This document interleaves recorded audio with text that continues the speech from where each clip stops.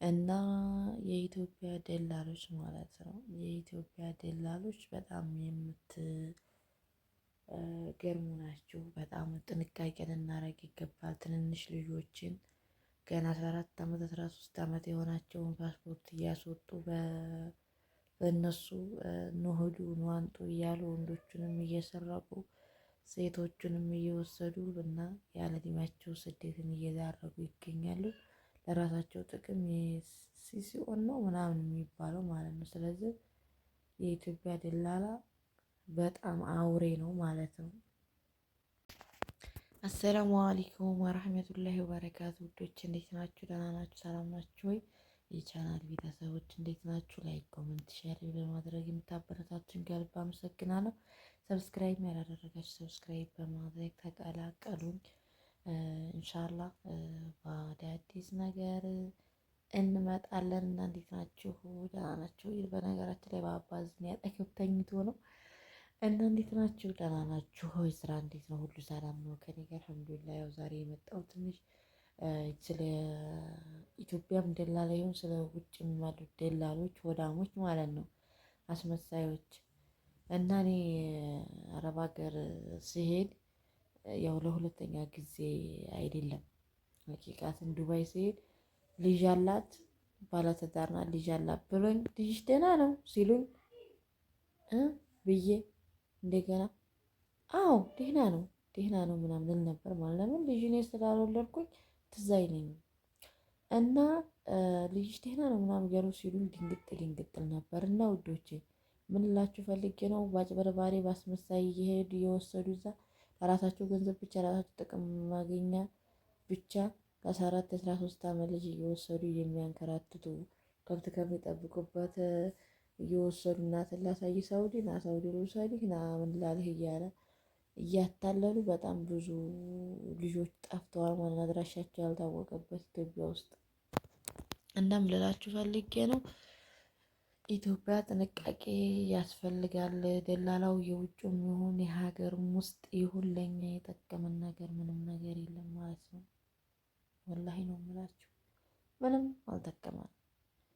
እና ጥንቃቄ ያው ቤተሰቦቻችሁ የምታስጠነቅቋቸው እኛ ተሰድ ምንም አላመጣን እንኳን ዛሬ 13 ዓመት ሄደው ምንም ሳያውቁ ለብር ማስገኝ እገታ እኮ አይተናነስም። እያገቱ ነው የሚባለው እያገቷቸው ነው የሚባለው እና አስቸጋሪ ነው ሁሉም ነገር እና ጥንቃቄ በማድረግ ያለንበት ቦታ ቤተሰቦቻችንን በመንገር መጠንቀቅ ይሻላል እንጂ አስቸጋሪ ነው። ትንሽ ትልቅ ወንድሞቻችን ይሄዳሉ እያልን ስንጫነቅ ጭራሽ ትንንሾቹ ሆነዋል የሚሄዱት ማለት ነው። እና ይሄው እንደምታዩት ስክሪን ላይ ያሉ ልጆች አሁን እነዚህ ስንት ዓመት ይሆናሉ ሀቂቃትም ማለት ነው። እና ወደው ፈቅደው እንኳ ቢሆን ችግር የለውም፣ ግን ተገደው ወረቀት አያያዛቸው ሁሉ ነገራቸው ያሳዝናል ሀቂቃትም ማለት ነው።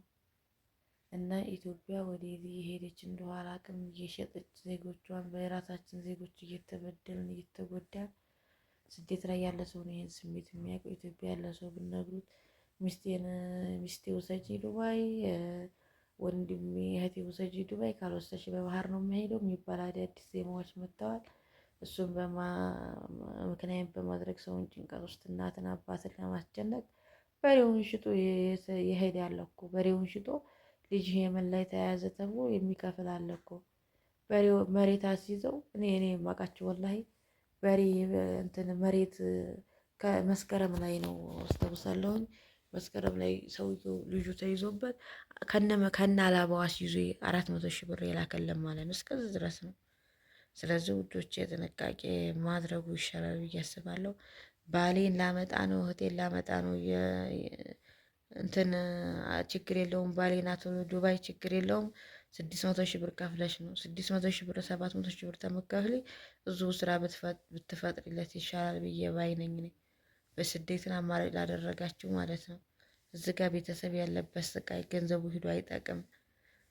በቃ ያንን ኩሩ ተመታወጡ እስከዚህ ባዝንኬው እስከ ፓስፖርት እስከ ምናምኑ ቢያንስ 1 ሚሊዮን ሳይገባ አይቀርም የሚከፍል ዱባይ ለመውሰድ ባሌ ፍቅረኛ እያሉ ማለት ነው። እሱ ነገር ስለሆነ ማድረግ ያለባችሁ ነገር ምንድን ነው? እንደምንም ብላችሁ አገራችሁን የስራ ፍጠሩ። በቃ ለባሎቻችሁ እናንተ እዛው ትቀራላችሁ። እንደዛው ነው እንደምትኖሩት። ስለዚህ ለባሎቻችሁ ቢሆን እዛው ስራ መፍጠር ነው። ለእህትም ሆነ ለወንድምም እዛው ኢትዮጵያ ላይ እርዳታ ማዘናቸው ላልቀረ ሂደውም ደግሞ መጨነቃቸው መረታቸውም ስለማይቀር እዚሁ እያሉ ሳይሆን መርዳቱ ይሻላል ብዬ ባይነኝ እኔ ማለት ነው። እና ይሄው እንደምታዩት በቃ ብዙ እህቶች እየሄዱ እየቀለጡ ነው በባህር ብሬክስ አበሻዊን የማትከታተሉት አላቸው እንጂ እሱ መረጃው ያመልጠውም። ያው በጣም እኔ እንጃ እዛ ሊንክ ውስጥ ራሱ ገብቼ አልቅሻለሁኝ እኔ ማለት ነው። እስከዛ አስተመሆንም ስላለ እና ደግሞ ያ ደግሞ ሲባል ደግሞ በህጋዊ ደግሞ ለመሄድ 700-800 ሺህ ብር ለምን ባጃጅ ገዝቶ አይሰራም? የመስራት አላማዎት አለ። ምድረጫት ጫቱን ሲቅም ይውላል። ስለዚህ በ600-700 ሺህ ብር 2 ባጃጅ ይገዛል። አንዱን ገዝቶ አንዱን አከራይቶ አንዱን ለሰው ሰጥቶ አንዱን ራሱ መስራት ይችላል። ቀስ እያለ ደግሞ ሌላ መኪና ሊገዛ ይችላል። ስለዚህ እድገት ከትንሽ ጀምሮ ነው። ግን እኛ አረብ አገር ሄደን እኛ ልክ ነጣ ብለው ነጭ ልብስ ለብሰው ይሄ ምንድነው ስሙ እንትን መነጽር አድርገው ነጭ ጫማ ለብሰው ነጭ ጉዲ ለብሰው ሲሄዱ አየን። ሄድን ያለምንም ነገር ጊዜያችንን ገና በ16 ዓመት 17 ዓመት ወጣን። ያኔ ኪሳራ ውስጥ ገባን። ለምን አናቅም? እኛ የምናየው ልብሳቸውን ነው። እነዛ ሰዎች ምን ሰርተዋል ምን ተለውጠዋል የሚባል የለም በዛን ሰዓት። እኔ በሄድኩበት ሰዓት ራሱ ማለት ነው ቤተሰብ ከመርዳት ውጭ ቤተሰብ ያልፍለታል፣ እህት ወንድሙን ከመርዳት ውጭ። ስለዚህ ይሄ ሁሉ ባለበት ሰዓት አሁን ላይ ደግሞ በጣም ነው የሚገርመው። እንግዲህ ላይክ ሸር በማድረግ ያው ሀሳቤን ትረዱኛላችሁ ብዬ አስባለሁኝ። አረብ ሀገር ከምትወስዱት ይልቅ እዛም በረሃ ላይ ከሚቃጠል ይልቅ አይገባውም መቼም እየሄደ የቅመሰው የኢትዮጵያ ጫት እንደመቃሙና ዝተኝቶ እንደማረፈዱ ይመስለዋል። ብዙ ወጣ ውረድ እንዳለው የኛ ህይወት ብዙ ስቃይ እንዳለው የአረብ ሀገር ሴቶች እያሉ ስማችንን እስከሚያወጡን ድረስ ስንሰቃይ ቴንሽን የምንሆነው በዛ በሙቀት በዛ በጭንቀት በዛ በስራ ላይ ብዙ መከራ አይተን ነውና ኢንሻአላህ አላህ ሁሉንም ቢቀምሰው ደስ ይለኛል። አሁን በተለይ ዱባይ ላይ እዛ የሚሰቃዩት ያ ሁሉ በሴት ብር የሚቀልድ በእህቱ ብር የሚቀልድ በቃ በጣም ብዙ እንትን ኃጢአት ያለበት ሰው ነው ማለት ትችላላችሁ። እኛ እንኳን ምንም ሳናውቀው ወጣን። ስለዚህ ሁሉም እየገባ ይቅመሰው እላቸዋለሁኝ። ያው ቪዲዮ ላይክ ሼር በማድረግ ያው መልእክቴን አድርሱልኝ። ኢንሻአላህ ከባድ ነው ወላሂ። ላይ ይጠብቃል። እስከምንገናኝ በሌላ ቪዲዮ ሰላም ቆዩልኝ። መልካም ውሎ